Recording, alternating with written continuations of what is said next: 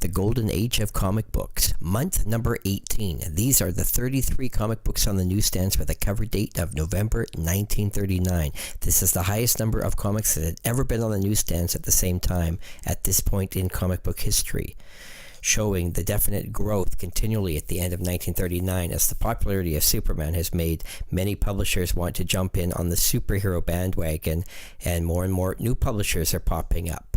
And we see that this month for sure. We get Best Comics number 1 and Blue Ribbon Comics number 1 from MLJ, which would later change their name to Archie Publications, becoming one of the biggest comic book publishers in all of American comic book publishing history.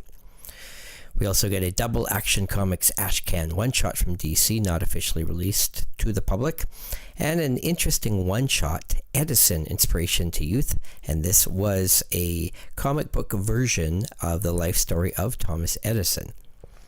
So let's analyze all the books on the newsstand. Let's look at their rarity on the CGC census and look at their overstreet price guide value.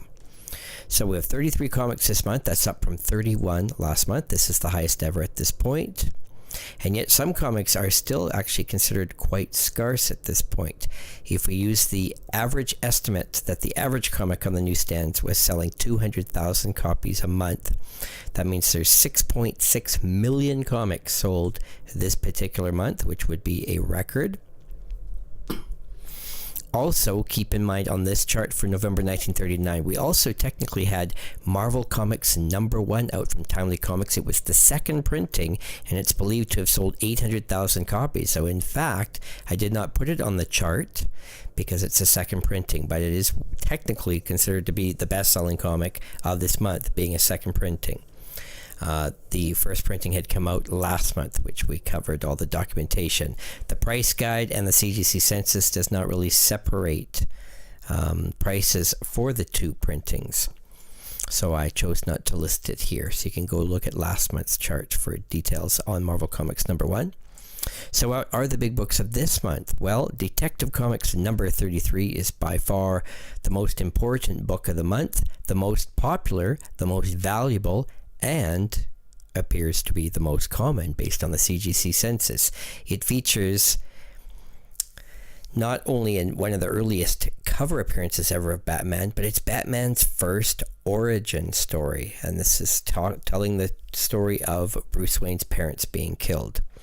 In low grade, this major key book is worth $9,000 in the Overstreet Price Guide, and a big $165,000 for a high grade copy. How easy is it to find a high-grade copy? Well, 5 copies in the world have survived and been graded 9.0 or higher by the CGC census. This includes restored copies, qualified, and signed copies. 75 copies in total for all copies graded. After that, the next most common book on the list is Action Comics number 18. Of course, this is a Superman appearance, and of course, very popular. And we see $667 for a low-grade copy of that book. The other book that's actually quite valuable this month is Adventure Comics number 44, featuring one of the earliest cover appearances of the Sandman at DC Comics. So this is actually considered to be more valuable than the Superman appearance this month, yet on the CGC census, it's way scarcer. What other books seem to pop up? Wonderland Comics number 7 from Fox Comics has a surprisingly high number of copies have been graded, 24 copies on the CGC census, and also a very popular price tag at $541 for a low-grade copy, and it reaches $10,000, which is a rare feat for most comics to do, especially ones that are not number 1 issues. So there we've kind of talked about the most common books on the CGC census. Usually DC's are the most common because they're the most highly collected to this date, since DC is still publishing. And they're usually superhero oriented, which of course drives up the business, the demand, and the price tag. We find that out of the 33 comics on the list, there are actually 4 comics on this list that have 0 copies graded by the CGC. So let's just look at those for a moment. Double Action Comics Ashcan, the Edison Inspiration to Youth, which is an interesting one-shot. But the two that are just regular monthly books are Comics on Parade number 20 from United Features with a low price tag of $42. And also Popular Comics number 45 with a low price tag of $38. So these books are scarce, but the main reason they have not been graded is because of the low price tag. Retailers just don't find there's any price growth on these books, so it does not even pay to pay the fees to get these books graded. So keep that in mind when you're comparing the rarity with the price, is that usually the higher the price tag, the more copies are graded. So if you really want to find out if a book truly is rare, is to find a book with a high price tag, but still a low count on the CGC census. Do we see this happening at all this month? Well, let's just check the chart here quickly. A good example would be All American Comics number 8. This is a major key book of the month. It's the first appearance of a new DC superhero. It has a fairly high price tag at $423, but there is only 9 copies graded. And that just shows, again, further proof of the scarcity of a book like that, because the high price tag has simply not brought the copies out. Do we see the opposite happen, where a book has a low price tag value but actually has a lot of copies graded?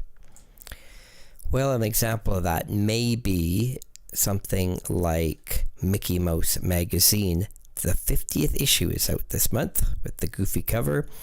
Only 5 copies graded and a $74 price tag. So it's one of the scarcer books, and the price tag's a little bit higher. It's not real expensive, but gives you an example. So you can really have some fun kind of comparing all these books, just to kind of see if there's any gems in here that seem undervalued in comparison to other books.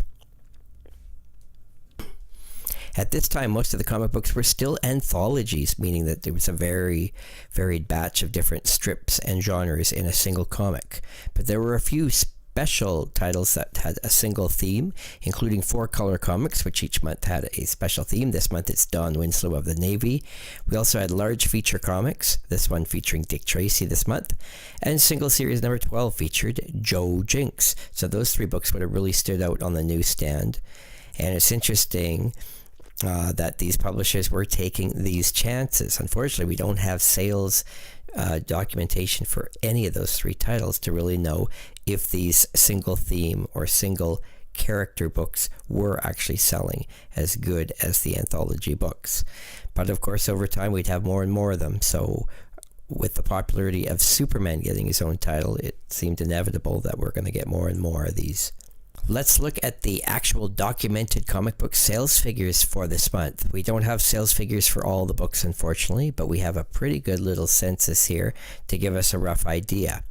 Action Comics, the latest issue, is documented to have been sold at around 625,000 copies. If you subtract that from the total of the DC group of 4 titles out that month, you'll see that the remaining 3 DC titles would have sold almost 800,000. So that's less than 300,000 each still at this time. So realistically, Superman was outselling Batman 2-1 at this point. Once we get past Action Comics, the best-selling comic on the newsstand is Tip Top Comics with a huge 333,000 copies. After that, we've got Famous Funnies, which is close nearby at 310,000 for the classic title. That's the longest-running comic book at the time. And Feature Comic was always popular from Quality Comics, also selling 305,000 copies.